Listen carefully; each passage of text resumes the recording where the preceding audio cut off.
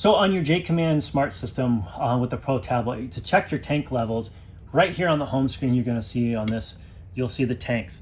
Go ahead and click on that and you'll show all the different tanks. Now, if you have multiple tanks, like 2 grays, like this particular coach does, you'll show gray 1, gray 2, and you'll have 1 black holding tank. Your freshwater tank here has got a little orange triangle with a sign in it. So basically that is a warning sign saying that your freshwater tank is low. Now, if your gray 1, 2, or your black 1 were to get full and it gets to a certain point, that's what's going to show that same orange information triangle to let you know that something is going on. Again, just like on the Pro tablet, you can also check it on your BYOD, your phone. Check your tanks.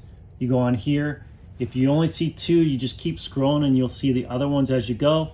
It has the same informational triangle on the freshwater tank as we did on the Pro tablet screen. Those are the ways to check your tanks on the JAYCOMMAND smart system with the Pro tablet.